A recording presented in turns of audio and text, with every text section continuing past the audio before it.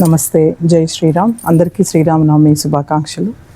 రామనామం ఎంతో విశిష్టమైనది, ఎంతో శక్తివంతమైనది. రామ్ అంటే నిరంతరం చరిస్తున్న ఒక చైతన్యం. రామ్ అంటే మన ఆత్మ, మనలో ఉన్న ఆత్మారాముడు. రామ్ అంటే మన ధర్మానికి ప్రతిరూపం. రాముడు అంటేనే మర్యాద పురుషోత్తముడు. ధర్మాన్ని అడుగడుగున ఆచరించినవాడు, తన జీవితం అంతా కూడా ధర్మపదంలో నడిచినవాడు. రాముడు అంటే ఒక మర్యాద పురుషోత్తముడే కాదు, ఆదర్శవంతంగా తను జీవించి మనకి నేర్పించాడు. రాముడు అంటే మన సనాతన ధర్మము. రాముడు అంటే మన భారతదేశం యొక్క ఆత్మశక్తి. అందుకనే ప్రతి గ్రామంలోనూ, ప్రతి ఊర్లోనూ, ప్రతి వాడలోనూ రామాలయం లేని వీధంటూ ఉండదు. అలాంటి రాముడు మన జీవితాల్లో, మన ఆత్మలలో ఆ సీతారాములు మమైకమైపోయి ఉన్నారు. శ్రీరామనవమి రోజు మనం ఆ సీతారాముల యొక్క కళ్యాణం కూడా నిర్వహించుకొని లోక కళ్యాణం జరగాలని చెప్పి, లోకోద్ధరణ జరగాలని, అందరూ సుఖశాంతులతో ఉండాలని కళ్యాణం చేస్తూ ఉంటాం. మరి రామ్ అనే మంత్రంలో, అంటే రామ్ అనేది ఎంతో శక్తివంతమైన ప్రాణాక్షరాలు. అష్టాక్షరి మంత్రంలో ఓం నమో నారాయణాయలో రా, ఓం నమః శివాయ అని పంచాక్షరి మంత్రంలోని మా తీసుకుంటే రామ్ అవుతుంది.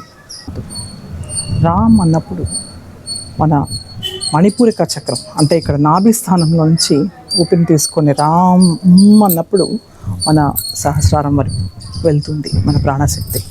మనము రామనామాన్ని జపిస్తున్నప్పుడు నా ప్రాణశక్తితో మమేకమైపోయి మనం జపించాలి.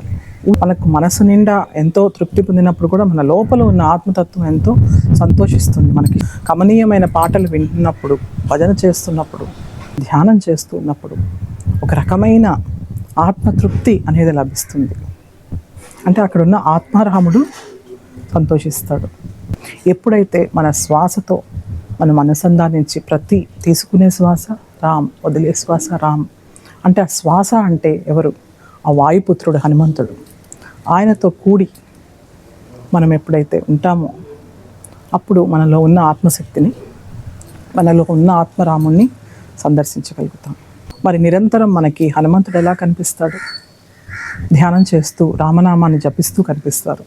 ఆంజనేయ స్వామి వారి అణువులోనూ రామమంత్రం నిక్షిప్తమై ఉంది. అంటే హృదయం నిండా సీతారాములే. రామకోటి మనం రాయడానికి కూడా మూల ఉద్దేశం అదే. ఆ రామనామం ఎప్పుడైతే మనం జపిస్తూ రాస్తూ ఉంటామో వెంటనే అది మన లోపల కణం కణంలోకి జీర్ణించుకుపోతూ ఉంటుంది. ఇంకొకటి మన కాన్సన్ట్రేషన్ పక్కకి వెళ్ళిపోకుండా కూడా ఉంటుంది. ఇంకొకటి మనలో ఉన్న పీనల్ గ్లాండ్ కూడా యాక్టివేట్ అవుతుంది. అలా మన టోటల్ మన నర్వస్ సిస్టమ్ అంతా కూడా యాక్టివేట్ అవుతుంది. సో ఒక మంచి బ్లిస్ స్టేజ్కి వెళ్ళిపోగలుగుతాం అన్నమాట. సమస్త లోక సుఖినో భవంతు. జై శ్రీరామ్. జై విభా మెడిటేషన్ వైబ్స్ వాచ్ చేస్తున్న వాళ్ళందరికీ నా హృదయపూర్వక కృతజ్ఞతలు. So please watch and share Vibha meditation vibes. Thank you.